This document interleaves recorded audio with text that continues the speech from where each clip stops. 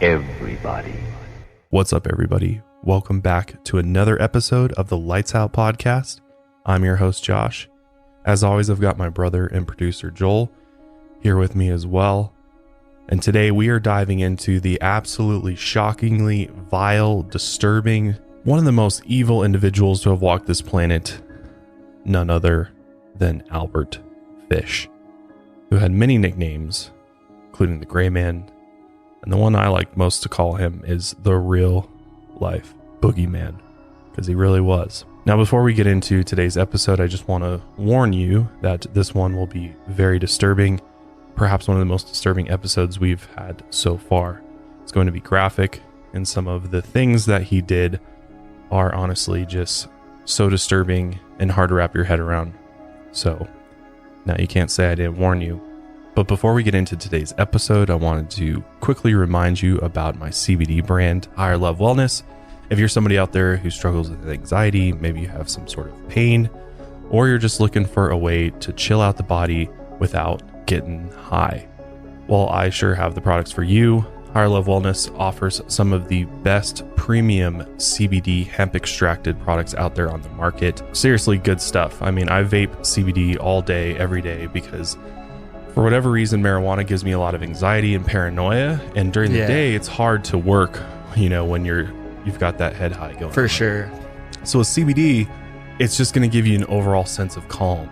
It's not going to get you high. There's no THC in the products, and it's 100% legal in all 50 states. And all of this CBD is produced and extracted from hemp grown right here in our home state of Colorado.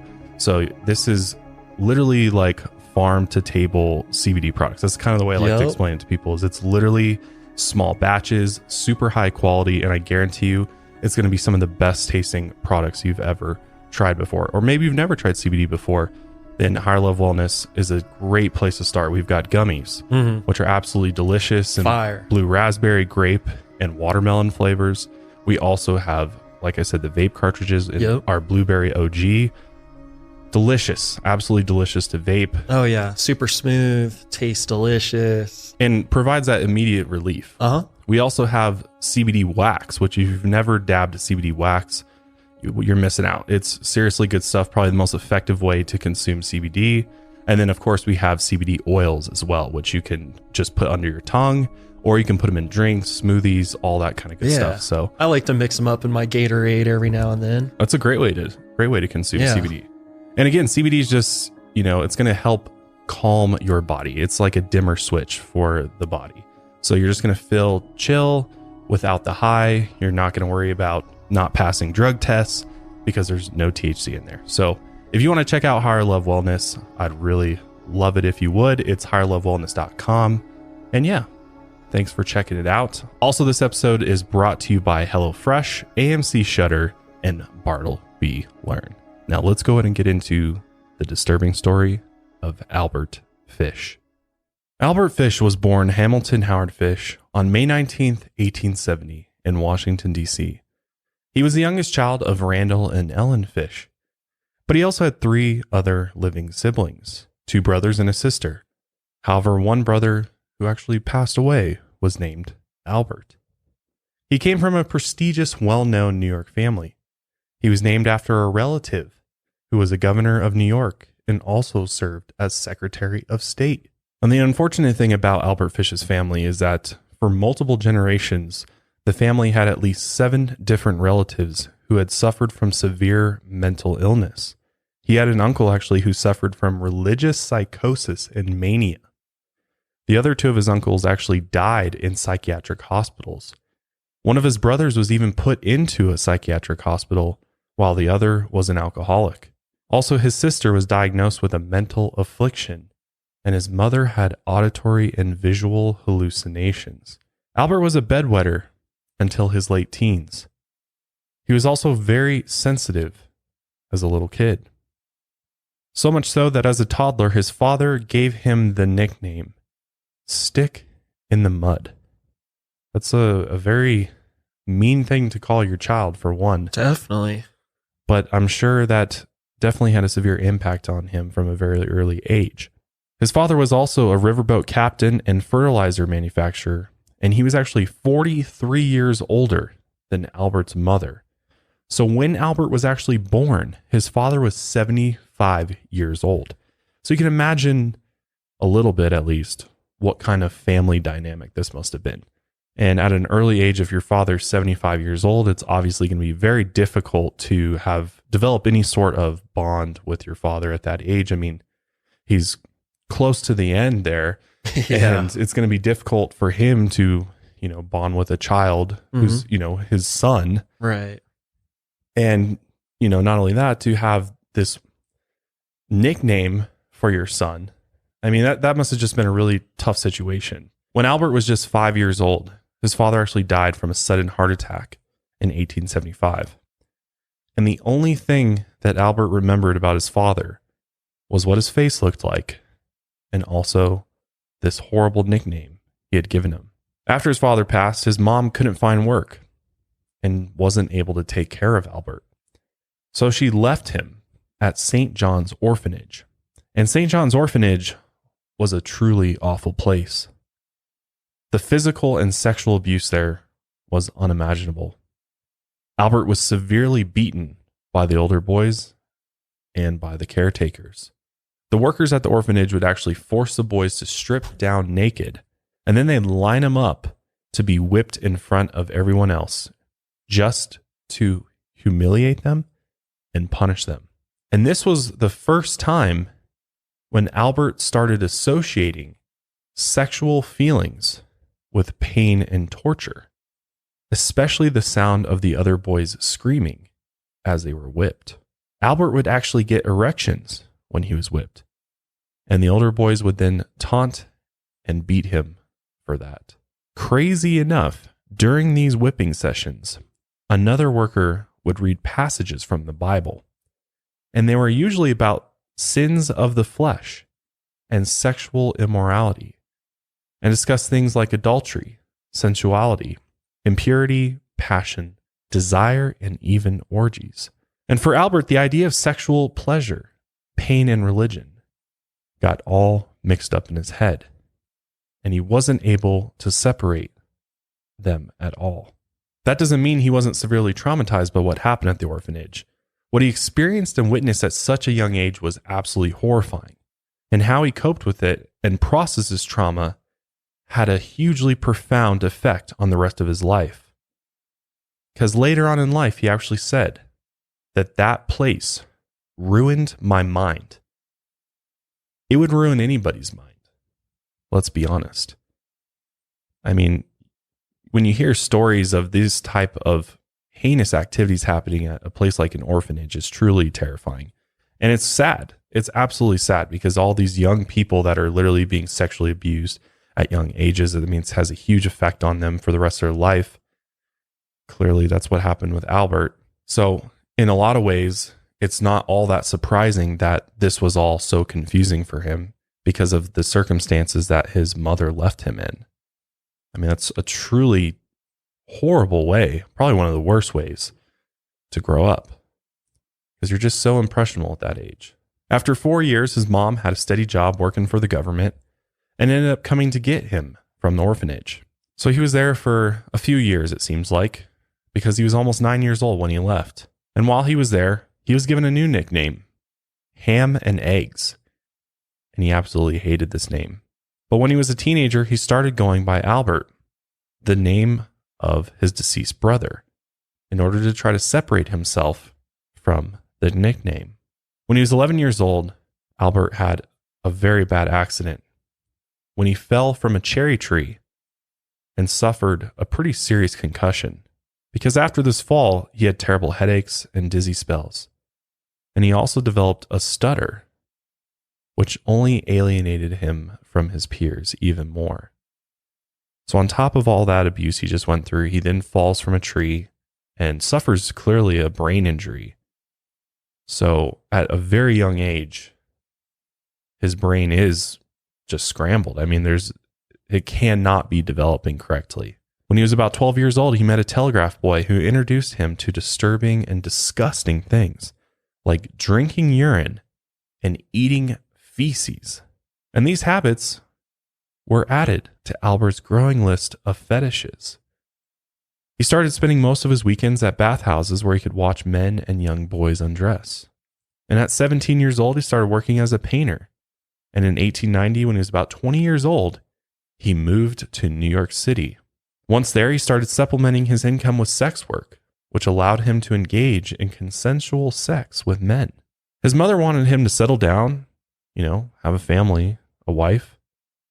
So that's exactly what she helped him do. She basically found him a wife.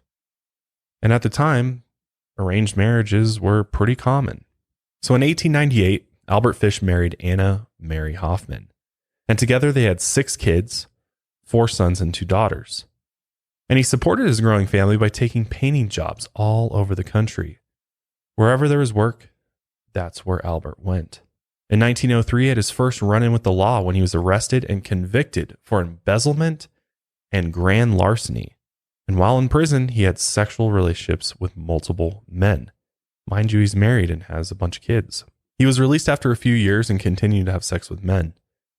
One young man he was seeing took him to a wax museum where he learned about penis bisection, which involves cutting the penis in half lengthwise. And this sparked his obsession with genital mutilation and castration. Holy shit. That is a very disturbing thought to think about, especially as a man.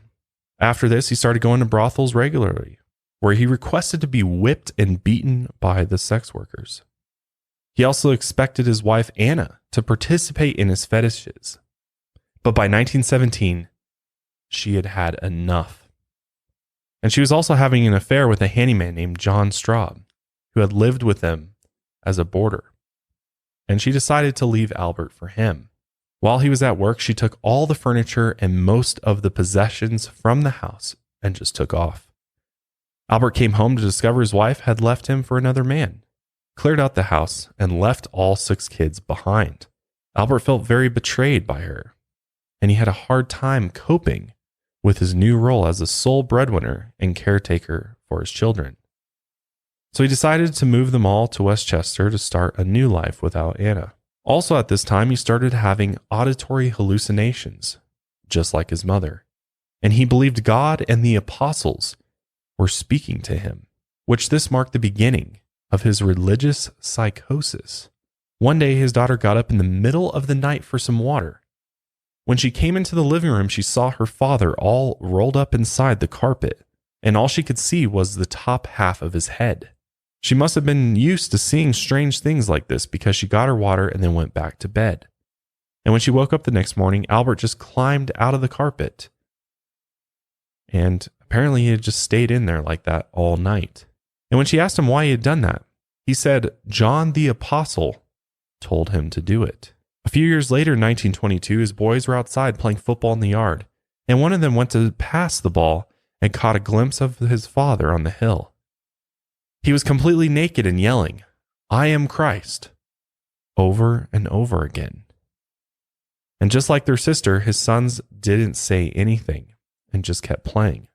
Other than this kind of bizarre behavior, there's no evidence that he ever physically abused his kids. They were actually a close family, and he was especially close with his daughters.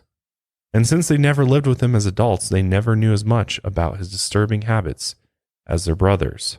But there's still a lot of questionable things that happened in their house. You didn't think Albert was weird enough already? Albert was also fascinated by cannibalism. He carried around articles about it and started eating raw animal meat. He even prepared meals using raw meat for the family. He also experimented with self-harm. He would insert needles into his stomach and groin, and he would soak pieces of cotton fabric or wooden dowels in alcohol and then push them into his rectum and light them on fire. He would also strip naked and beat himself with wooden paddles and even added nails to make it more painful. The nails would rip his skin open, but he just kept on paddling until blood was streaming down his legs. One time his kids saw him doing this to himself, and there are some reports that he asked his kids and their friends to take this nail paddle and hit him with it. In 1928, Albert was living with 2 of his sons in Manhattan. And they'd come home one day and found him in his room sticking needles into his body. He was pushing them into his abdomen, his rectum, and his genitals. And apparently he did this all the time. And sometimes he wasn't even able to get them out again. His sons would ask him what he was doing, and he would just say he got a message from Jesus Christ telling him that this is what he needed him to do. Soon after, they sent him to live with his son Albert. And it didn't take long for things to get weird there too. Albert Jr. was fixing a clogged pipe when he found his father's homemade paddles hidden under the sink. These were 2 feet long, with 1.5-inch nails sticking out. And when he looked closer at the paddles, they were covered in dried blood and pieces of flesh. So when Albert Sr. got home, he asked him about the paddles. But Albert just tried to change the subject. But finally he admitted that he was still using them on himself. He said he got these feelings that came over him. And when that happened, he had to hurt himself with the paddles. Another day, Albert Jr. heard strange noises coming from his father's room. And when he walked in, he found him holding his penis and one of the paddles. And he had this horrible, crazed look on his face and was panting. And to his horror, Albert whacked his penis as hard as he could with the paddle, and he jumped into the air and screamed in pain. His sons never told anyone else about these strange, violent habits. Even though his adult daughters didn't witness his behavior, they knew it was going on. In 1931, he was having dinner with his daughter Gertrude and her kids at their house in Brooklyn. And during the dinner, he started squirming uncomfortably in his seat. And Gertrude knew he had ruptured a vein by puncturing it with a needle. She asked if the rupture was hurting, and he said no. He went on to say that he had recently put in 3 more needles that were bothering him.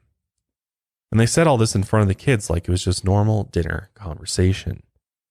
Gertrude asked why he put in more needles, and he said God told him that that's what he needed to do when he got these certain feelings. He mentioned these feelings to his kids multiple times, but none of them ever asked him what they were or why God would tell him to hurt himself because of them. Around 1929, he started a new hobby of writing letters to random women he found through classified ads in the newspaper. At the time, it was a common practice for men and women to place matrimonial advertisements in the paper to find a spouse. And women who took out these ads were common targets for Albert. His letter writing habit might have actually started with this landlady. Him and his sons were renting a board house in New York City from a woman named Mrs. Carlson. And like most people, Mrs. Carlson thought Albert was just a harmless old man. He was pale and weak and walked with a slight hunch. And he had a habit of clenching and unclenching his hands while he walked, making it seem like he was always nervous. So she pretty much felt bad for him. Albert had asked her several times if he could take her young sons to the movies, and she brushed him off without actually saying no, and they never ended up going. But then he started sending her letters. The first 2 weren't offensive, but the 3rd letter was so horrible and disgusting that she immediately kicked him and his sons out. And when she went to inspect the house after they left, she found what Albert had left behind. In the middle of the bedroom floor was just a heaping pile of human feces. Albert absolutely loved doing this. He often left feces on the floor or bed before he left a place he was staying or working in, because he got sexual satisfaction knowing that someone in the house would be shocked to find it and then have to clean it up. In another letter writing campaign, he met a widow named Estella Wilcox. And after writing back and forth, she invited him over to meet her children. He seems like a pretty normal guy, and they had a nice time, so she invited him back. But then things started to get weird. He spent most of the time with the kids and taught them how to play a few new games. He called the first game, Buck, Buck, How Many Hands Up? And before playing, he went into the bathroom to change into a pair of thin brown shorts, which was the only thing that he was wearing when he came out. And then he would get on his hands and knees and told the kids to sit on his bare back, one at a time. And they'd held up a number of fingers and he had to guess how many were up. And if he was wrong, they spanked him with a paintbrush, 1 spank for each finger up.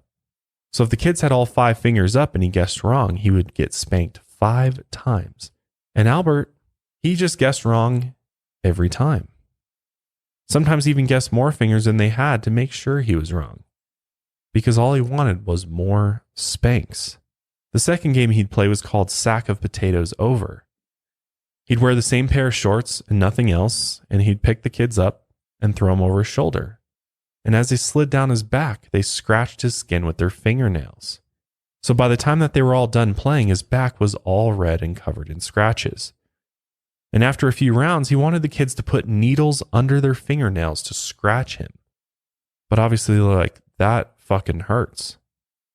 So instead, he pushed the needles under his own nails until both of his hands were covered in blood.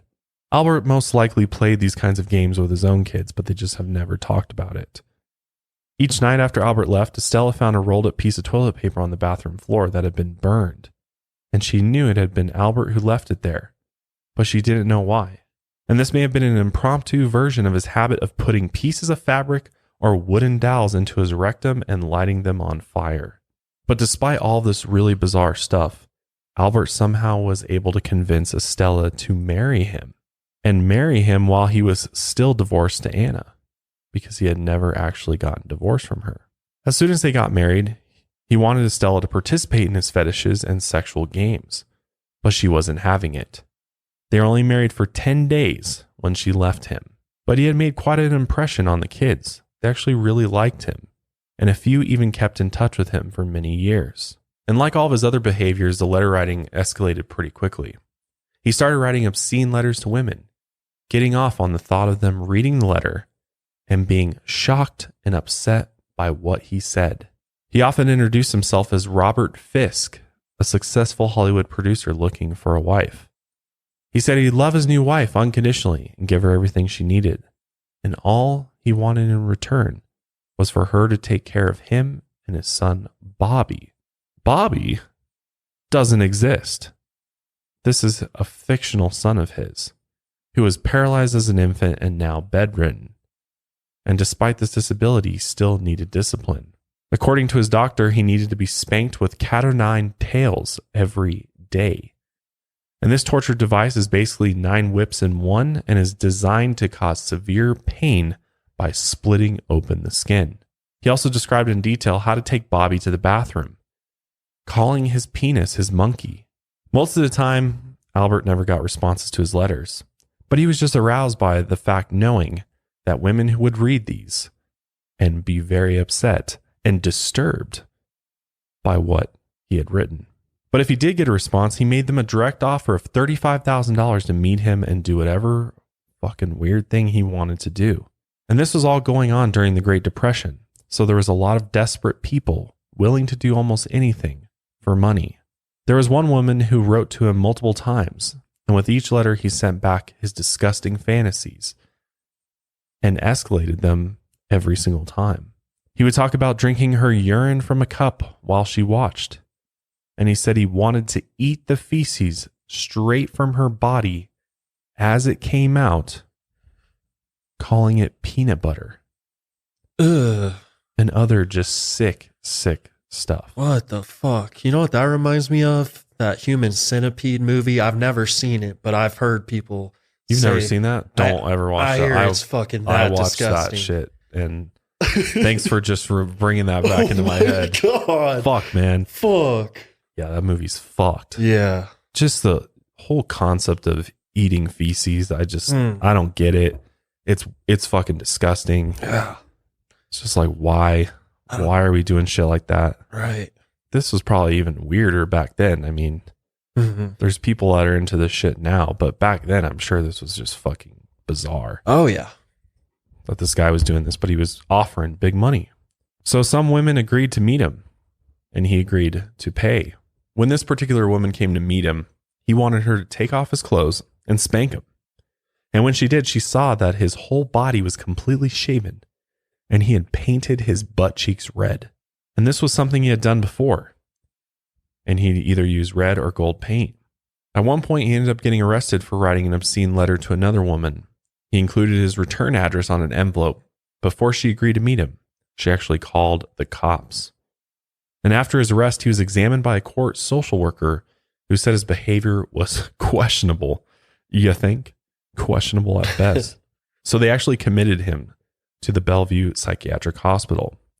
And while there, he told the psychiatrist that he started writing these letters when he was working as a painter at a sanitarium.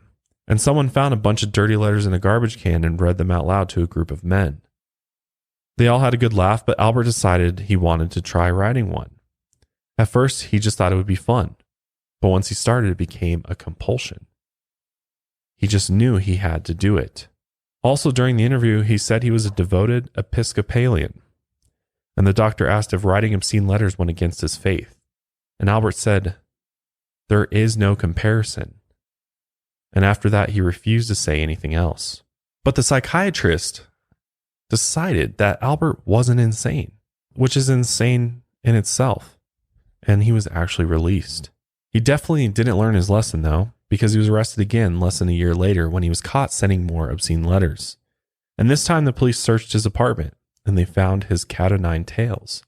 And when the police asked why he had it, he said he used it to whip himself and that it was none of their business. And when they moved the clothes in his drawer, they found a decaying hot dog and an old carrot. And you could probably guess what those were used for. One of the officers actually picked up the hot dog and asked Albert why these were in his drawer. And his response was, "I stick them up my ass." Oh my God. So I wish I could have seen the officer's face when right? Or what he did after that. I'm sure that was a very traumatic I'm moment sure for eyes him. wide for the cop. Like, what? So once again, they bring him to a psychiatrist, and the psychiatrist says that Albert is quiet, cooperative, and oriented. And he was released 10 days later. The beginning of the end for Albert Fish happened with the disappearance of Grace Budd. The Budd family lived in a tenement in Manhattan's meatpacking district.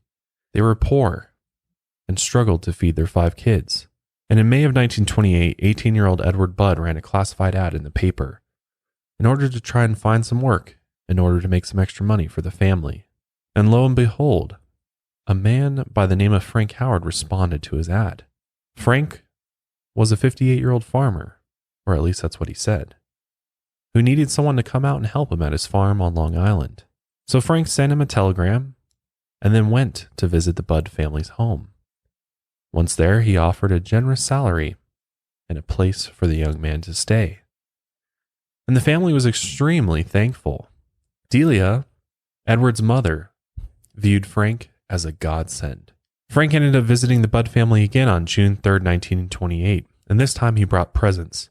He brought the family fresh strawberries and pot cheese. And so they invited him to stay for lunch. And that's when he met the Budd's 10-year-old daughter, Grace. Grace was usually very shy and didn't have many friends. But quickly, she took to liking Frank quite a bit. When Frank visited, she often sat on his lap, kissed him, and told him stories while he patiently listened. He told Delia he was going to his niece's birthday party at his sister's house, and Grace should come along with him. He thought she would get along very well with his niece, who was about the same age. And all that the Budd family knew was that Frank was a respectable man. He wore nice clothes and was polite and generous. And at the time, this was all it took to trust him. Even though they didn't really know if Frank was actually Frank Howard at all. Delia was hesitant, but after her husband said it was okay, she agreed. And Grace was excited. She wore her best dress, a white silk communion gown, and waved to her mother as Frank led her down the street, hand in hand. Frank gave her parents his sister's address and said they'd be back in a few hours. And then he would pick up Edward in order to take him to his farm to start his new job. But they didn't come back that night. Delia thought that there must have been an accident, and she never dreamed Frank would do anything to hurt Grace. The next morning, Grace's father went to the address Frank gave them, but this address didn't exist. So from there, he went straight to the police station to report them missing. There was no report of an accident and no record of anyone named Frank Howard in the area. And at that point, it finally dawned on him what had happened. Grace had been kidnapped. Soon the story made national headlines. The family printed thousands of flyers that were distributed throughout the US and Canada. The lead detective, William King, became obsessed with finding Grace's abductor. He even postponed his retirement to stay on the case. He had the man's fingerprints, but had a hard time getting the telegram he sent to Edward Budd about the job, because the kidnapper had taken it back. This was crucial evidence because it would provide a sample of the kidnapper's handwriting, and William and his team had to spend hours and hours going through copies of telegrams in order to find it. There were a few suspects, but nothing was panning out. And eventually the case went cold. 2 years later, 66-year-old Charles Pope was arrested after being turned in by his estranged wife. She claimed he was the one who kidnapped Grace, and Delia even confirmed he was Frank Howard. Everyone believed he did it except for William King. His fingerprints and handwriting didn't match, and he thought he was too old to be the man who took Grace. Charles was found not guilty at his trial, and after his wife admitted she was setting him up. Delia Budd also testified that she had misidentified him as the man who took her daughter. And after this, William didn't get a new lead in the case for another 4 years. In June 1934, Grace's disappearance was back in the media. Someone saw a 16-year-old girl they believed was Grace and contacted the police. It wasn't her, but the story apparently caught the attention of the kidnapper. Soon after, he sent a letter to Delia claiming to be Frank Howard. She didn't read or write, so she asked her son to read her the letter. And what was contained in this letter was a shocking and graphic description of Grace's murder. The letter started with a story about famine in China in the 1800s. Everyone was so desperate to survive that they started selling children under 12 for meat to keep others from starving. A friend of his was there and tried the human meat. It was so delicious that when he got back to New York, he kidnapped 2 children and tortured them to make their meat good and tender. He then killed them, cooked their body parts, and ate them. And this friend talked so often about how delicious it was, so he just had to try it for himself. When he met Grace, he decided he was going to eat her. They never went to a party. In fact, he took her to an empty house and made her wait outside while he took off his clothes so they wouldn't get blood on him. And when she came inside, she saw him naked and the knives he laid out on the bed and screamed and tried to run away. But he ran after her and caught her. She kicked, scratched, and bit him in order to try and get away. But then he proceeded to strangle her to death. Once she was dead, he dismembered her body and cooked it, just as his friend had described. And in the letter he said he wasn't disappointed. It was just as good as he imagined. And the most disturbing line in this letter read, "How sweet and tender her little ass was roasted in the oven." At the end of the letter, he said it took him 9 days to eat all of her body parts.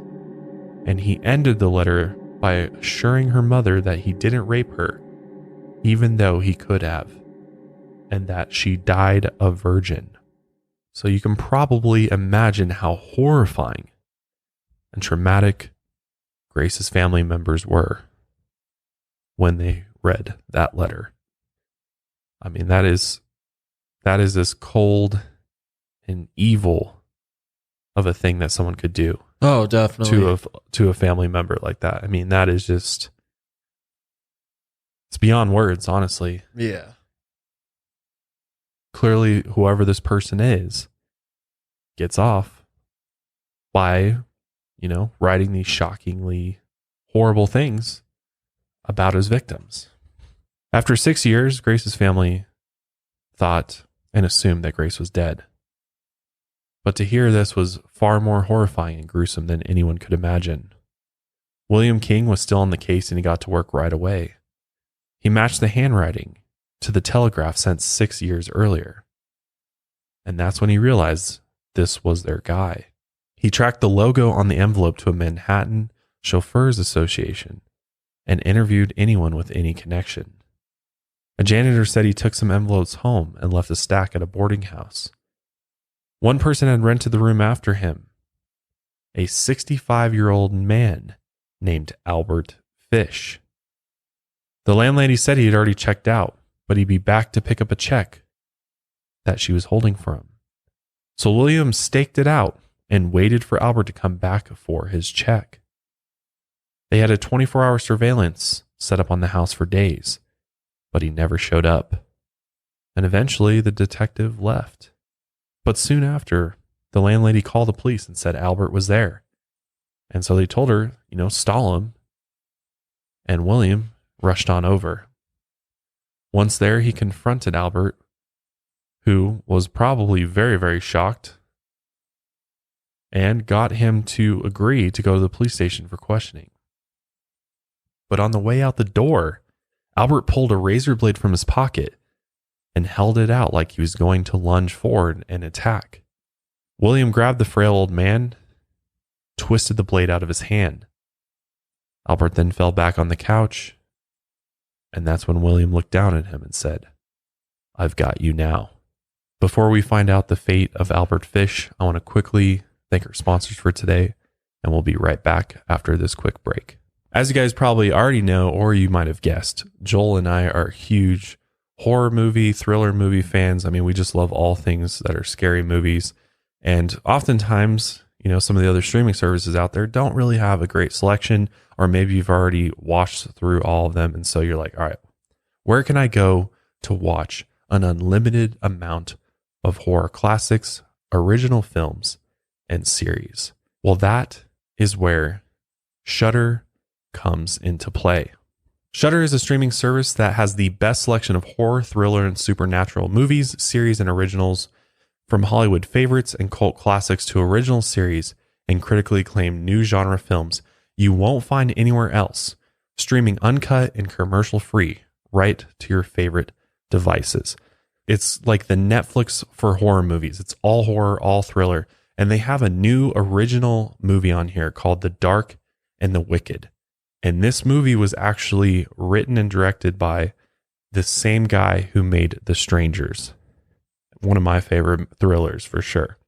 And I watched this trailer and it scared the fuck out of me. Like, this is scary ass shit. I'm very much looking forward to it. And I'm going to show Joel this after we're done recording. Because hell yeah. Joel's going to want to watch this too, because this film looks absolutely terrifying. It's about a demonic entity that completely destroys this family on their farm. Oh, wow. And it looks super good. Yeah, and it sounds saying good. It's good. Hell yeah. And it's written by the guy who made The Strangers, so it's probably really, really good. And right now you can try Shudder for free for 30 days. All you got to do is go to shudder.com and use promo code LIGHTSOUT. Again, you can try Shudder, that's SHUDDER.com, and use promo code LIGHTSOUT, and you will get 30 days free. One of the other services out there I absolutely love is HelloFresh. Not only is HelloFresh America's #1 meal kit, but I absolutely love all of the recipes that I have tried on HelloFresh. HelloFresh sends you boxes with all the pre-measured ingredients, fresh produce, some of the best tasting meats out there, right to your door. No more grocery shopping, no more, wasting food because you made too much food. I've done that so much that now I pretty much, if I'm going to cook meals, I'm only using HelloFresh, because I'm not only saving money, I'm saving time as well. And I can make a delicious home cooked meal in less than 30 minutes. And the cleanup is easy. I mean, it's just all around a great experience. Plus, my chef skills have gone up a few notches, that's for sure. I've definitely learned how to make some different cuisines, which is awesome. So it's all around a great experience. It saves you money, time, and your cooking skills get refreshed for sure.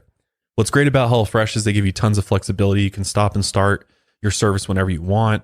You get to pick from new recipes that are released every week. And they have recipes for all types of dietary restrictions as well. They have something for everybody, even for kids. I mean, you can't go wrong with HelloFresh. It is super easy, super simple, and the food is absolutely delicious. So if you want to try out HelloFresh today, you can go to HelloFresh.com/lightsout12 and use code lightsout12 for 12 free meals. And it includes free shipping. All you got to do is go to HelloFresh.com/lightsout12. Make sure you use code lightsout12 and you'll get 12 free meals, including free shipping. So go check out HelloFresh today. And our last sponsor for today is Bartleby Learn. Get your homework done fast, get it done right. It's the easier way to study hard. With Bartleby Learn, you get 24/7 homework help in more than 30 subjects, including business, science, math, and engineering. You get to access helpful learning materials, step-by-step solutions to millions of textbook problems, and their subject matter experts who can help you answer your toughest questions when you're stuck. And man, I wish I would have utilized a service like Bartleby back when I was in school way more. I mean, why wouldn't you? You can get homework help 24/7. You can get solutions to textbook problems. I mean, stop wasting time trying to do all this homework on your own and get some help with Bartleby. And right now you can sign up for free for Bartleby at getbartleby.com/lightsout. And when you do this, you actually get 10 free homework questions. So that could be a whole assignment you can get help on for free. That's getbartleby.com/lightsout. And you'll get those 10 free homework questions. With Bartleby, it's the easier way to study hard. Offer is valid through December 31st, 2021. Albert Fish was arrested on December 13th, 1934. And when he was searched, detectives discovered that he was carrying multiple razor blades, almost a disturbing amount. At the time, he was charged with the kidnapping and murder of Grace Budd. And he didn't try to deny any of it. When he went to the Budds' house the first time, he planned to kidnap and murder their 18-year-old son, Edward. But Grace liked him so much that he decided to take her instead. Plus, Edward was a strong young man, so Albert was not sure if he could overpower him. He said that him and Grace took a train to the empty house where he planned to kill her. And when he got up to get off the train, Grace saw he left something on the seat and fetched it for him. And this was his murder kit. Once inside the house, he strangled Grace to death and dismembered her body with a cleaver and saw. He allegedly told the police a lot more details about the brutal attack, but many of these details were too gruesome to release to the public. He then said he buried her body parts around the deserted mansion in Westchester. When the police searched the area, they actually found Grace's skull and bones. After his arrest, detectives noticed Albert couldn't sit properly. He said it was because of all the needles he inserted in his abdomen, groin, and rectum. They didn't believe him, but an x-ray showed that he had 29 needles embedded in his body, even floating in his bladder. It was at this point that they realized they were dealing with a seriously disturbed individual. Dr. Frederick Wortham was a psychiatrist who interviewed Albert to determine if he was legally insane and if he could actually stand trial. And he actually talked to him several times. And these interviews quickly took a very dark turn. The police couldn't verify everything that Albert said because Albert enjoyed shocking and upsetting people. And so there's a possibility he made some things up. But even if just a fraction of what he described is true, he'd still be one of the most violent and depraved pedophiles and serial child killers and cannibals of all time. As soon as he moved to New York in 1890, he started looking for victims to molest and rape. He bragged that he had children in every state, and he preferred boys over girls, and most of his victims were under 6 years old. He explained that he chose victims from marginalized communities, especially people of color, because he assumed it would be easier to get away with his crimes. He also preyed on people with intellectual disabilities, disabled people, homeless kids, and orphans. He was looking for anyone who he thought wouldn't be missed. His work also gave him plenty of opportunities to find victims. He purposely looked for jobs in places where there would be unsupervised or vulnerable kids, such as orphanages, hospitals, or local YMCAs. He wore overalls like most painters, but he never wore clothes underneath. He was always ready to get undressed quickly in case he found a victim. When he started a new job, he would set up in a basement or other isolated area to lure and molest his victims. If he ever felt like they were close to getting caught, he just packed up and left town. And he had decades of practice to perfect his system. Sometimes he groomed kids for weeks or even months before attacking them. He'd give them gifts and compliments, making them feel special. Sometimes he forced his victims to beat him with his homemade paddle or cat o' nine tails. Other times, he did it to them. And the psychiatrist asked him why he did all this. and Albert explained that God had spoken to him and told him he had to torture, mutilate, and eventually kill children, because there are examples in the Bible of God commanding his followers to do terrible things to test them. So the commands made sense to Albert. Episcopalians do interpret the Bible differently than other Christian denominations.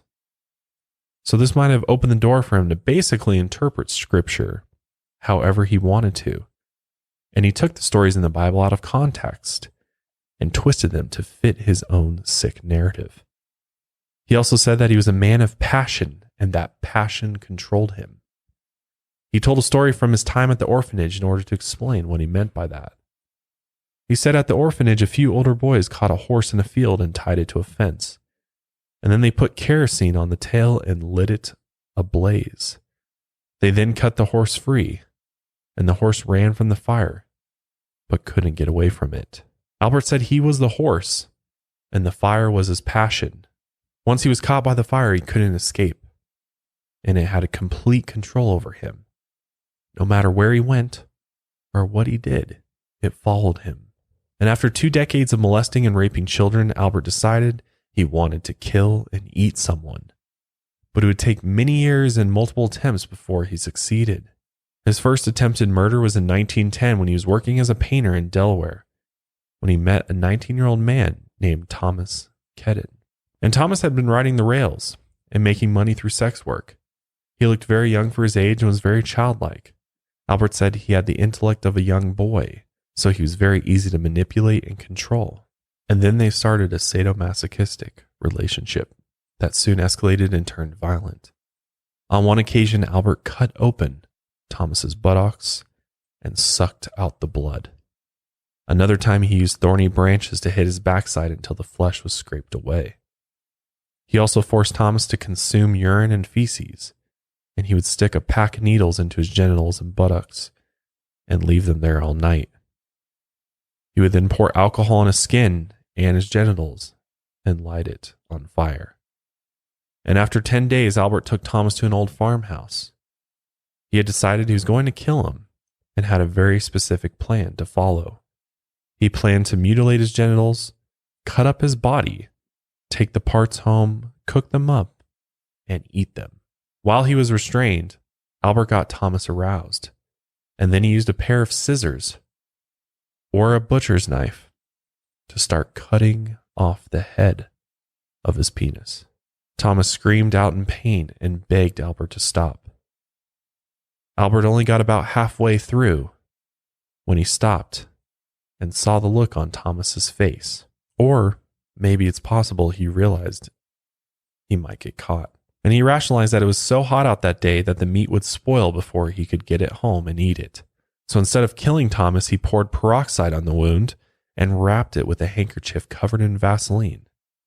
He then untied Thomas, kissed him goodbye, and dropped a $10 bill on the floor. He then left and went back home to New York, and he never tried to find Thomas again, and doesn't even know what happened to him. In 1919, he tried again. He stabbed an intellectually disabled boy and fled, and no one knows that the boy died from his wounds. His next intended victim was a 5-year-old Beatrice Keel. On July 11, 1924, he saw her playing on her farm in Staten Island, and while he was leading her away, her mother caught him, and he fled. He went back that night and tried to sleep in the barn, hoping to get another chance to kidnap Beatrice. But her father found him and chased him off. Just a few days later, on July 15, 1924, he saw 9-year-old Francis McDonald playing on his porch. His mom was outside with him and saw the frail old man watching them. He looked nervous, and he was mumbling to himself and clenching and unclenching his fists. Francis wasn't his typical victim. He wasn't an orphan or a kid from a marginalized community. And he was the son of a police officer. And if he disappeared, the police would definitely take notice. Later that day, Francis was playing catch with a few friends, and this time Albert got him to come over to him, and they took a walk. And when his friends tried to see where they went, Francis and the man were gone. That afternoon, a neighbor saw Francis walking toward the woods with an old man. Albert knew he had plenty of time to kill the boy, and he believed that if this was wrong, God would send an angel at the last second to stop him, just like he did for Abraham when he commanded him to kill his son Isaac. But of course, no angel ever came. He then proceeded to rape Francis, beat him, and cut his skin. He strangled him to death with his own suspenders. And Albert was getting ready to castrate the boy and was planning to dismember the corpse, but that's when he heard someone coming and fled. When Francis didn't come home, his father called the police immediately, and they searched the whole area and questioned everyone. His friends told the police about the gray man, which was the old gray-haired man who they had seen take Francis for a walk.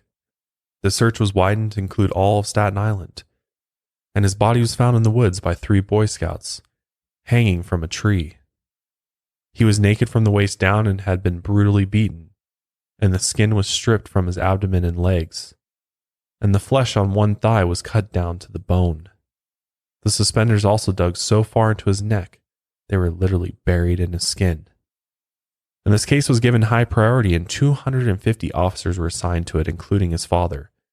And the autopsy found raisins in his stomach, and detectives theorized that this abductor had offered him raisins in order to lure him over. Dozens of men were questioned and multiple arrested for Francis's murder, but they were all released. And as the case went cold, his mother begged the public to help us find the gray man. The case remained unsolved until after Albert's trial, when he finally confessed to murdering Francis. After his arrest, he confessed to another murder, the murder of 4-year-old Billy Gaffney, and he wrote a full, detailed confession through his lawyer. He said on February 11, 1927, Billy was playing with a friend in the hallway outside his apartment. Both boys disappeared, and after a frantic search, the friend was found hiding on the roof of the apartment building. And when asked what happened to Billy, he said the Boogeyman took him. Albert's confession of what he did to Billy is so disturbing that investigators hoped he was exaggerating. After he kidnapped Billy, Albert took him to a house near a public dumping ground. He then undressed him, bound his hands and feet, and gagged him with a cloth he found in the dump. He then burned his clothes, threw his shoes in the dump, and walked home, leaving Billy there, all by himself overnight. The next afternoon, he returned with his homemade torture kit, a cat o' nine tails, a belt cut into strips, and some tools and knives. He ended up whipping Billy until blood streamed down his legs. He then cut off his nose and ears and sliced his face from the corners of his mouth to his ears, a wound referred to as a Glasgow smile, which is pretty hard to survive. He then gouged out his eyes, and at that point, Billy was dead. He then stabbed him in the stomach and drank the blood. He dismembered the body and put the parts into 4 potato sacks, and he weighed the sacks down with stones and dumped them in a shallow river on the side of a road. Then things somehow got worse. He brought several pieces of the body home with him, including the genitals, buttocks, ears, nose, and pieces of the abdomen. Albert then proceeded to make a stew with the parts of the face, abdomen, with onions, carrots, turnips, and celery, seasoned with a bit of salt and pepper. He then covered the buttocks in strips of bacon and roasted them with onions. He also cooked and ate the penis, calling it sweet as a nut, but threw the testicles in the toilet because he said he couldn't chew them. It took him 4 days to eat all the body parts.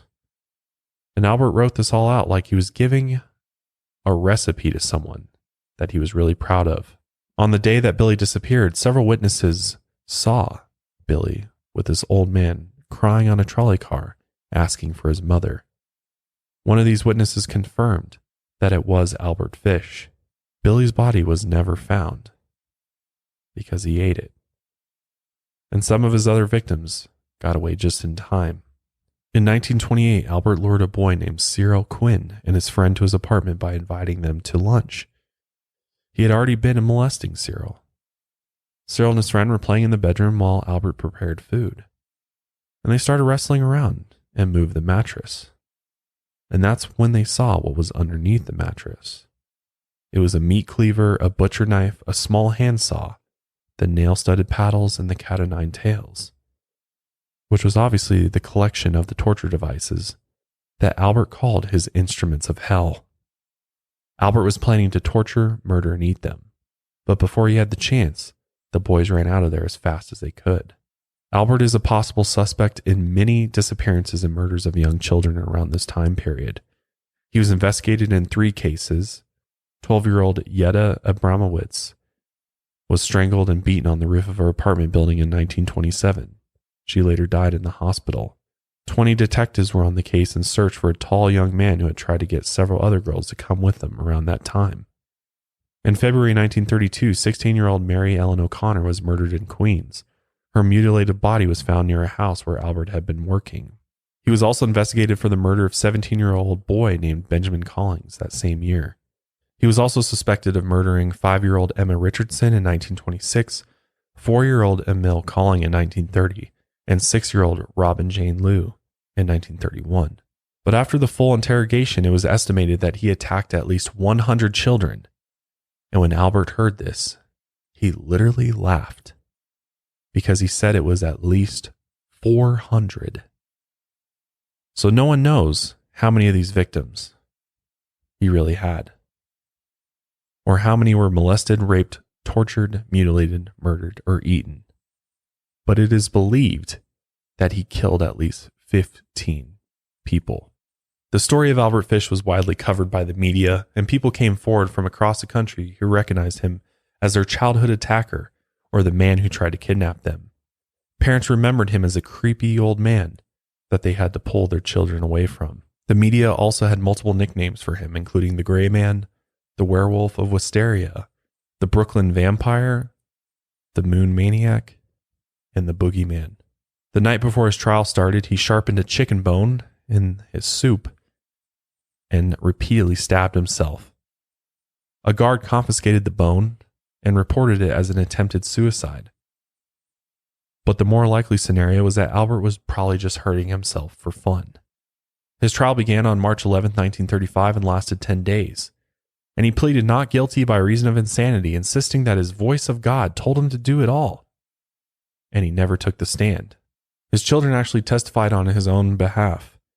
His sons talked about his disturbing and bizarre behavior to prove that he was insane and not responsible for his actions.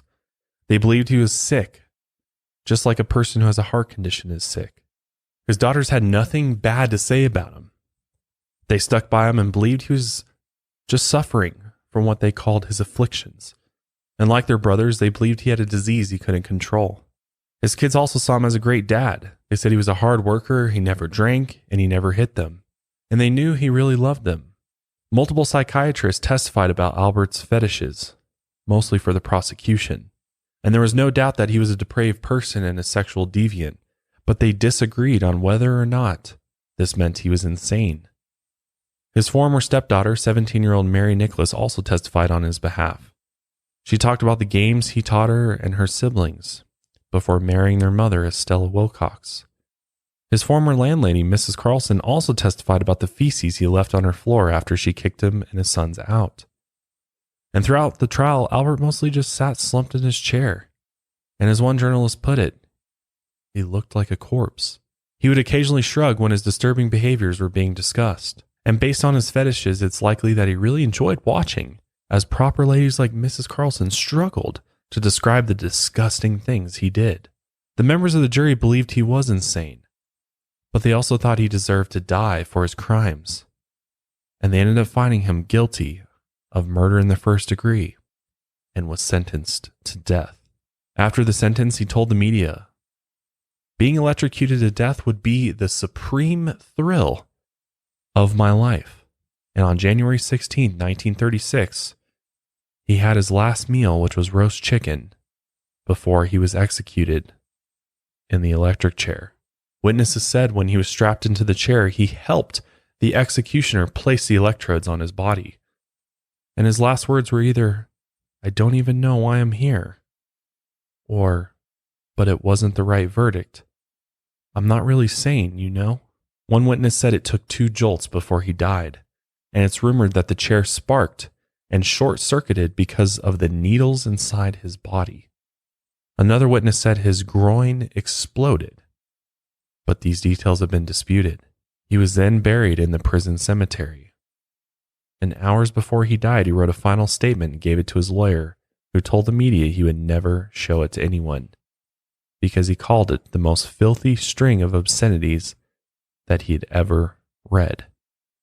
And this final statement to this day was never released. And thank God, because this guy is probably one of the most disturbing individuals to ever live, to be quite honest with you.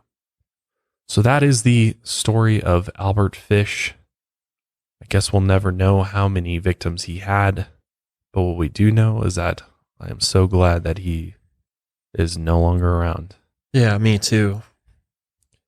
Because, I mean, it's hard to even just fathom somebody doing these types of heinous acts to children, especially, but any human being at that. And the only thing I can really come back to is that I think, to be honest with you, I think mental illness, I think he had some severe mental illnesses there. Clearly his family, I mean, some genetic things going on there. So that didn't help. And then on top of that, the traumatic things that happened early on in his life.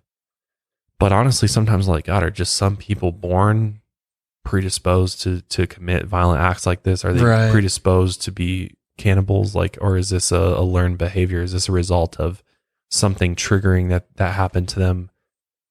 I don't know. I mean, at the end of the day, it's extremely sad what happened to these poor children that were his victims and to the families that had to live with this. And he really is. I mean, the Boogeyman really describes him, I think, best. Out of all of his nicknames, he is the Boogeyman. I mean, he is the scariest thing you could possibly encounter as a child would be somebody like Albert Fish. And I see where the Boogeyman movies get their inspiration from is, because they do incorporate some torture, especially in the second Boogeyman movie. With the needles. The needles and all sorts of that, nasty stuff. So super disturbing. Very disturbing. Scary.